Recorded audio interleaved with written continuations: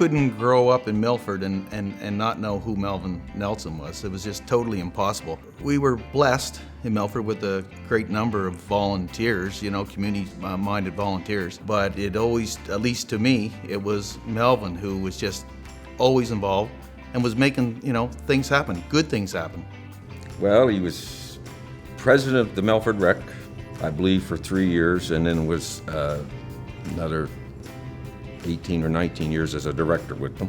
President of East Hants Minor Hockey for 2 or 3 years. He was, at that time, he was also their rep for the All-Star teams from the city leagues. Referee in chief, I think, for 12 or 13 years out here, which he refereed all at the same time. And then after retirement, he was the president of the senior A team for 2 years and the junior A team for 7 years.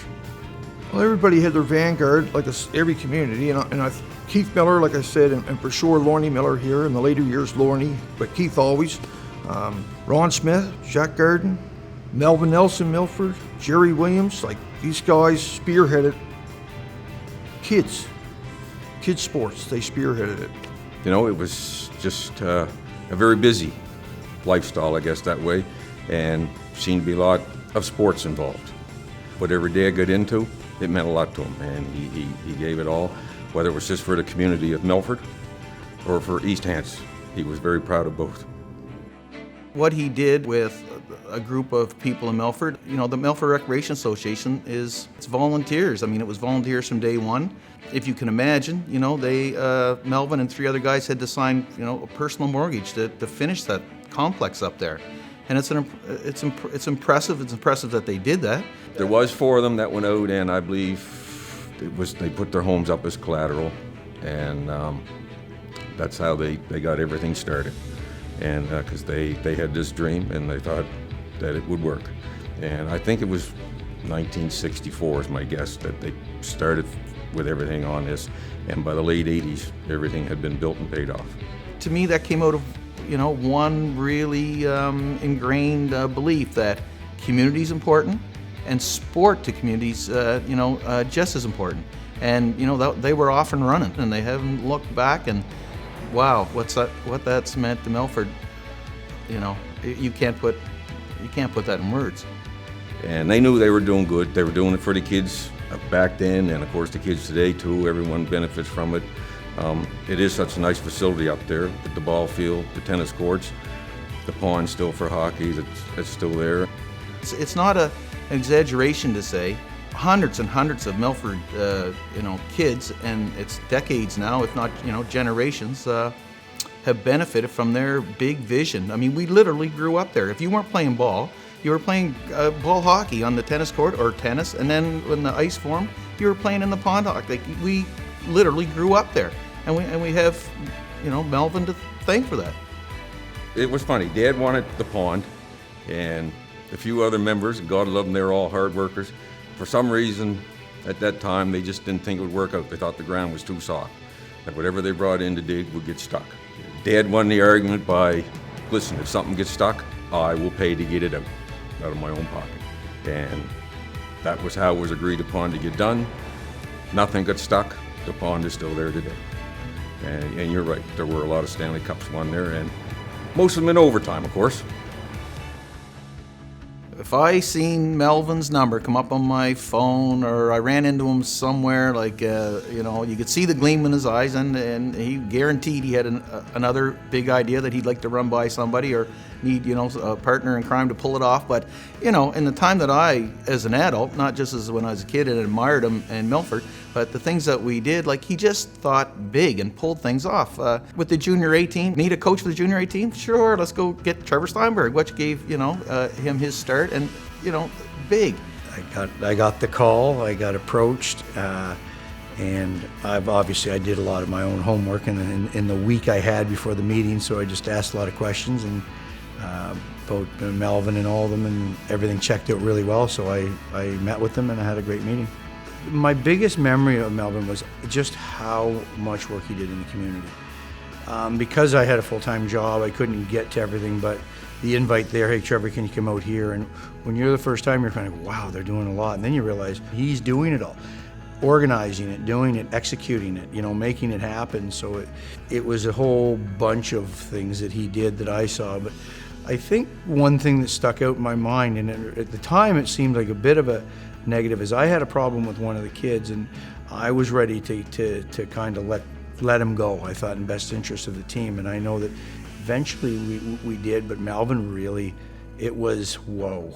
He was there for the kids, and it wasn't just if you had a little glitch with them. It was, no, we'll work this way. We made a commitment to this kid. It's more than just hockey. And in hindsight, it didn't take me very long after I left to realize, wow, that's the kind of person I would want running my program, or certainly sending my son to. Oh yes, he was very proud of that, and he thought, what a perfect area to have. The senior hockey that lasted for 2 years, and then the junior A team came here from Cole Harbour, and they were here 5 years, and Dad was very proud of all that, and he enjoyed it. As Mom can definitely vouch for, it took up a lot of time. He spent a lot of time on the road, picking up players, going home for Christmas break, picking them up to get them back here, and he enjoyed it. I really do remember Melvin at the draft, and you could, from president who wasn't really the hands-on with the hockey, man, he was excited about the draft, and we wanted to know about every kid and how we were going to use them and so forth like that. So you really got that feeling like it was a big family here, and that the hockey mattered, even though he was taking care of the other side of things, that the hockey mattered to him. And I know that from the playoff round too, that he liked the hockey. He was intense about it, and he wanted to win. Oh, Melvin Nelson, as a person, he's someone that you could easily model your life after and not go wrong. I mean, it's just too easy to look up to what he did, and to be around him, the enthusiasm, a fun guy to be around. He's got a big hearty laugh, and it's infectious, but you're laughing for a reason. They're just funny, and he took everything, in stride. Integrity, I would use that word for sure. If he shook your hand, or, he told you something verbally, that was it. Pioneer. He was really the first referee-in-chief out here. And I know he worked hard at referee-in-chief. He really worked hard.